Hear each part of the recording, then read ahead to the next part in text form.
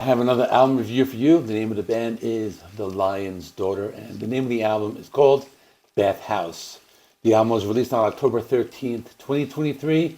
They are an unsigned band. I know this band because I reviewed their previous album called Skin Show. That was released on April 9th, 2021.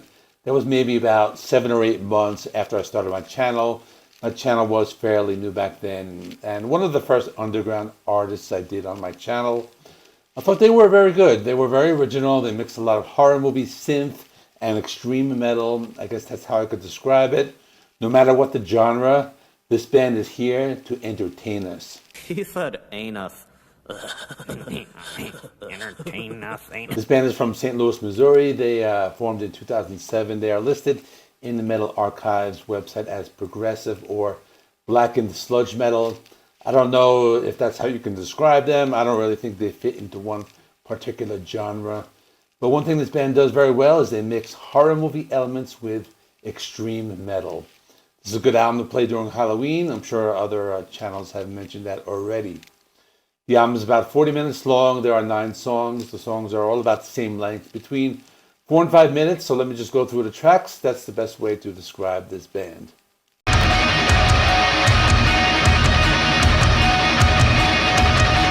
Our song is called Bathhouse. This was one of the singles, and you can see from the music video, it's pretty crazy. The song has some fast drum beats, some haunting synth in the background. The guitar rhythms are reminiscent of extreme thrash metal, and the vocals are similar to a band like Mastodon. They're kind of sludgy or kind of like a post-metal band. The thing that makes this band who they are is the use of the keyboards in the background, and that makes everything haunting and scary.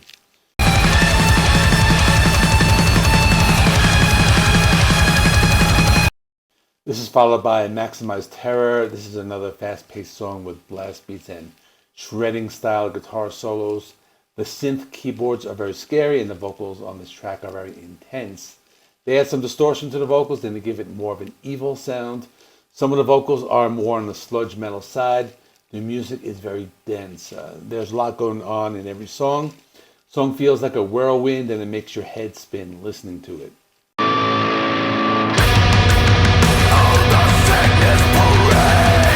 The next song is called Your Pets Died on TV. And the first thing I'm thinking is that that's a very dark song title. The song is slower and darker, has some sick and vile vocals that sound darker and heavier. The keyboards in the background make it even more haunting. The guitars sound like some type of power tool being used in the background. Everything in the song is very ominous. There's some guitars with that chugging sound, but everything is very dissonant. There's a part in the song where it sounds like an 80s horror movie with slow keyboards and sounds, and the band does this very well.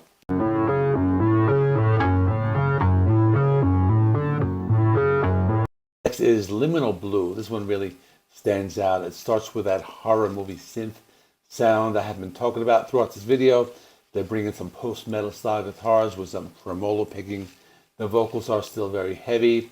They are more in a singing style as opposed to a shouting style. This is one of my favorites because it's very haunting and scary, and another song that's perfect for Halloween.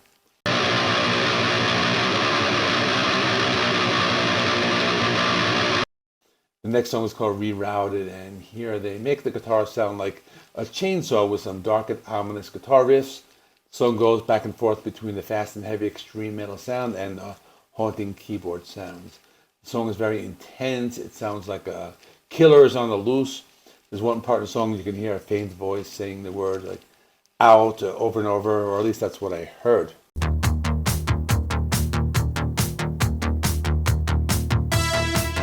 The next song is called 12/31/89. I think that's a date for something. I wasn't able to find the lyrics online, so I'm not sure what the song is about, but it has a horror movie vibe. The intro sounds like some 80s goth music like Bauhaus or Sisters of Mercy with that throbbing bass line. And the song is very atmospheric and dense. The vocals are very harsh and evil sounding. There's one part where they say the line, "I believe in suffering, I believe in you." And this cuts to that new wave 80s synth sound rhythm section with post-metal guitar riffs. Towards the end, they have some sound bites of a woman screaming or crying. The sound is very disturbing. I'm not really sure what it is.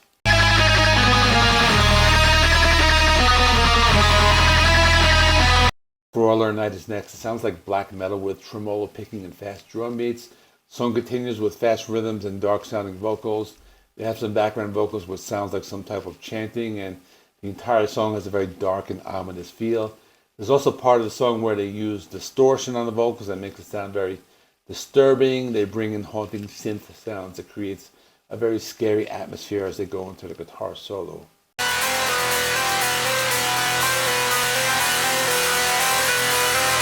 Next song is called She Does Not Exist. It's another scary sounding song title. The song is that horror movie synth moving in harmony with the guitars. The vocals are very harsh. They scream lines in the verses. The song has a little bit of that goth melody when they sing the chorus, when they say, she does not exist.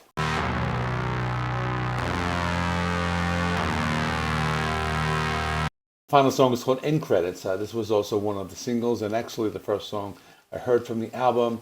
The song has a very ominous bass line. It gives you chills when you listen to it. It's kind of slow. The vocals are a little cleaner. It's still very dark.